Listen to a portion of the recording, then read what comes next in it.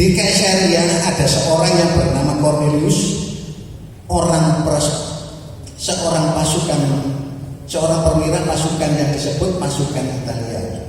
Ia saleh, ia serta seisi rumahnya takut akan Allah, dan ia memberi banyak sedekah kepada umat Yahudi dan senantiasa berdoa kepada Allah. Dalam suatu penglihatan, kira-kira jam 3 petang, jelas tampak kepadanya seorang malaikat Allah masuk ke rumahnya dan berkata kepadanya, "Cornelius." Ia menatap malaikat itu dan dengan takut ia berkata, "Ada apa Tuhan?" Jawab malaikat itu, "Semua doamu dan sedekahmu telah naik ke hadirat Allah, dan Allah mengingat engkau. Dan sekarang suruhlah beberapa orang ke Yope untuk menjemput seorang yang bernama Simon yang disebut Petrus.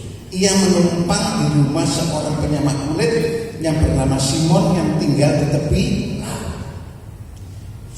Firman Tuhan pada malam hari ini saya beri judul keluarga yang mengasihi Tuhan. Keluarga yang mengasihi Tuhan. Kenapa saudara? Karena ada keluarga-keluarga yang tidak mengasihi Tuhan. Artinya cuma bapaknya saja yang menyembah kepada Tuhan, atau mungkin ibunya saja yang menyembah kepada Tuhan, atau mungkin anaknya saja. Belum satu keluarga menyembah Tuhan, belum satu keluarga belum menyenangkan Tuhan. Dan itu bisa terjadi dalam keluarga-keluarga Kristen. Keluarga yang mengasihi Tuhan berarti keluarga itu ibadahnya sungguh-sungguh. Dia suka mencari Tuhan, dia suka berdoa kepada Tuhan, dan juga dia menyenangkan hati Tuhan. Dan ini adalah keluarga-keluarga yang sangat dirindukan oleh Tuhan. Dan kami yakin jemaat di tempat ini juga merindukan supaya satu keluarga semua menyembah kepada Tuhan. Jangan sampai ada yang tertinggal atau terbuang dari kasih Tuhan. Kalau sampai terbuang dari kasih Tuhan, itu merupakan suatu beban, suatu kerugian atau suatu bahaya yang terjadi dalam keluarga. Kita ingat supaya semua keluarga kenal kepada Tuhan. Semua keluarga harus menyembah Tuhan. Semua keluarga harus mencari Tuhan, dan keluarga itu akan diberkati Tuhan dengan luar biasa. Ini kehidupan seorang perwira, seorang yang punya pangkat yang luar biasa. Waktu itu adalah pasukan Italia, dan orang yang menjadi pasukan Italia itu dihormati, disegani di daerah itu. Tetapi seorang perwira ini mempunyai hati yang sangat luar biasa. Dia rendah hati, dia hidup saleh, dan seluruh keluarganya takut akan Tuhan. Dan juga keluarga ini suka memberikan sedekah kepada orang Yahudi. Dan juga keluarganya itu senang berdoa. Ini yang membuat kita itu senang sekali. Sebuah contoh kehidupan yang dipaparkan pada kita, seorang perwira yang begitu luar biasa, memiliki hati yang rendah hati, yang mulia, dan yang saleh, dan yang suci, dan berkenan Tuhan. Dan yang membuat kita bersuka cita, keluarga perwira ini mendapatkan kunjungan dari Tuhan.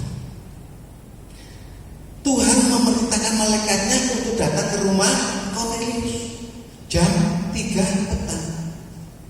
Kemudian datang ke rumah Cornelius dan mengatakan, "Cornelius, ada apa Tuhan? Doa dan sedekahmu sudah hadir di hadirat Allah, dan berkenan kepada Allah, dan Allah mengingat engkau." Waduh, sukacita yang luar biasa, sukacita luar biasa. Dan tidak itu saja, supaya dia mengutus berapa orang untuk ke Yope untuk bertemu Paulus, untuk bertemu Petrus, seorang hamba Tuhan. Untuk apa?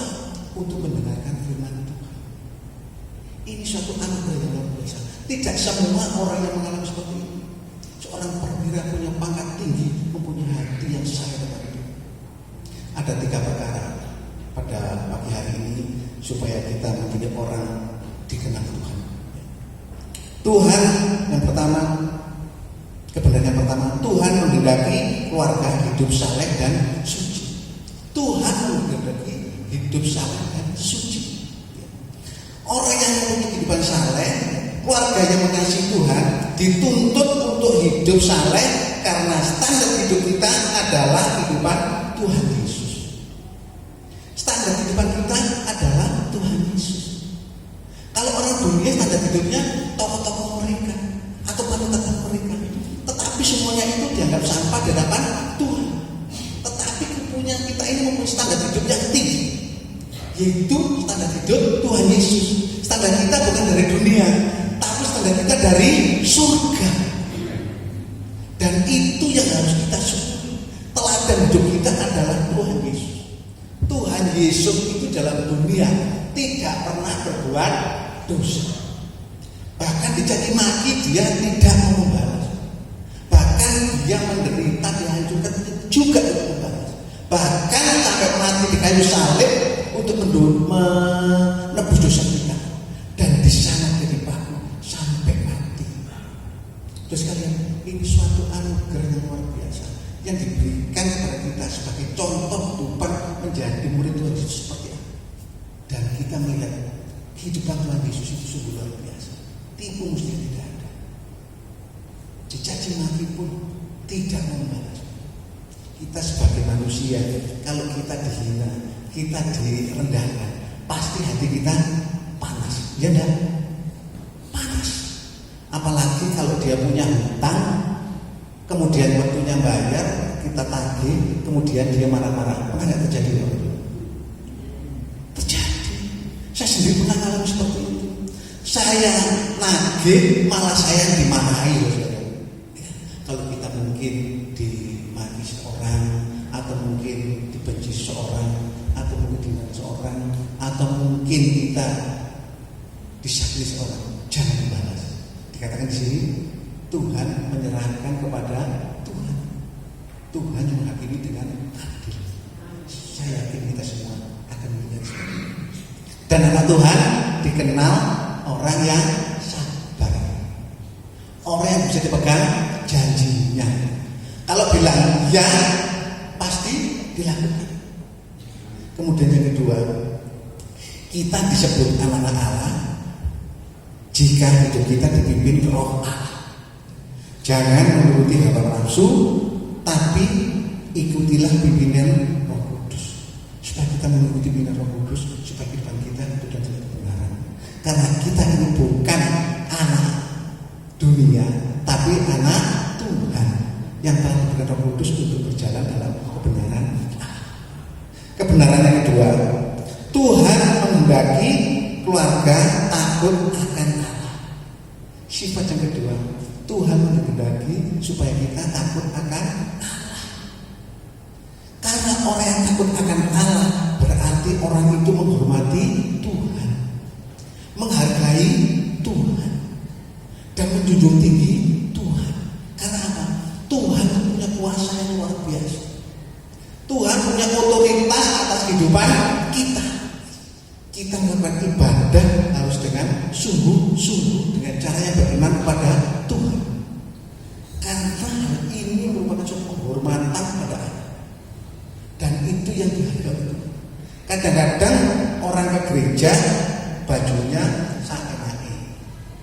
Kadang-kadang orang ke gereja bajunya baik, sudah bersih dan seperti orang suci, tetapi hatinya masih penuh dengan dosa.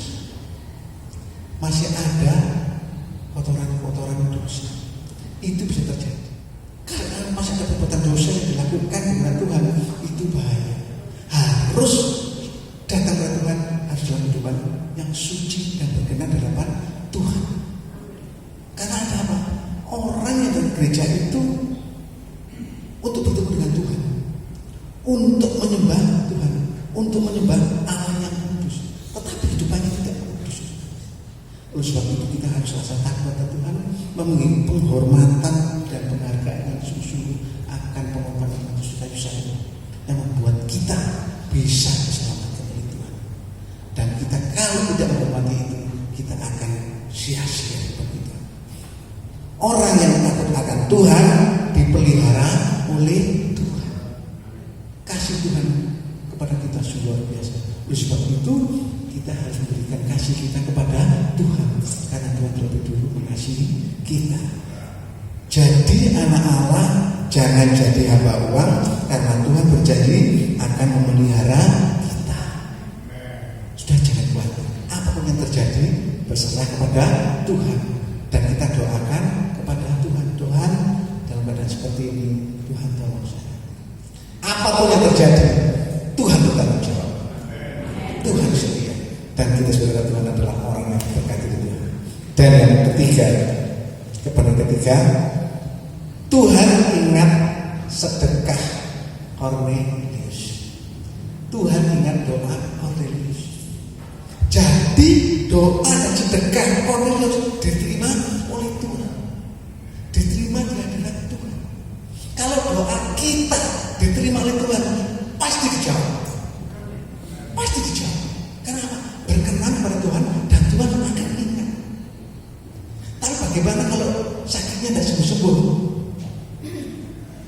Sudah berdoa berkali-kali, bahkan puasa, tapi tidak bisa sembuh. Ada bukan?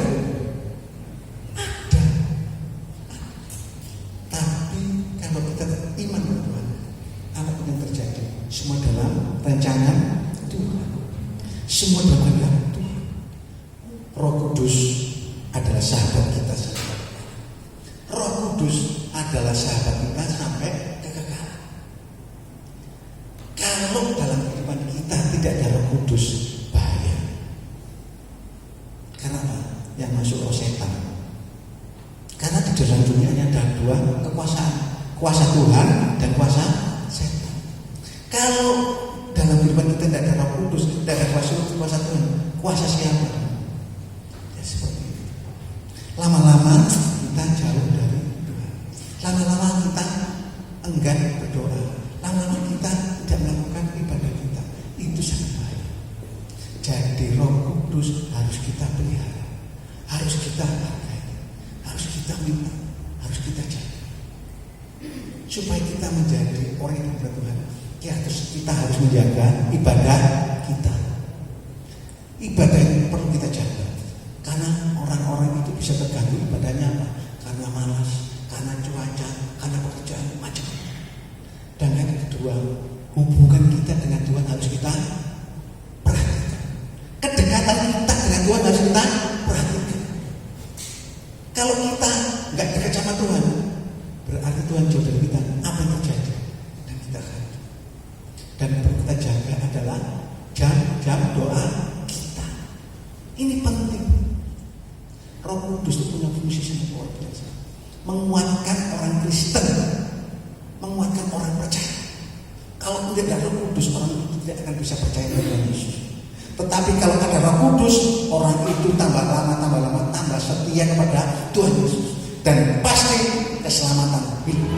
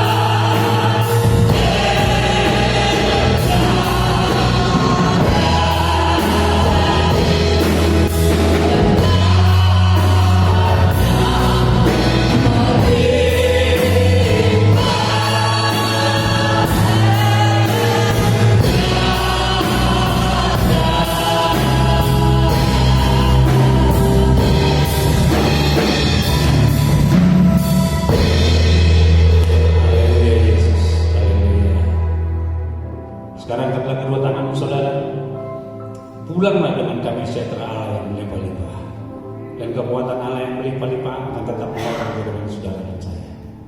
Dan berkat-berkat jasmani yang melimpah-limpah akan memelihara kehidupan saudara dan saya mulai hari ini sampai Maranatha.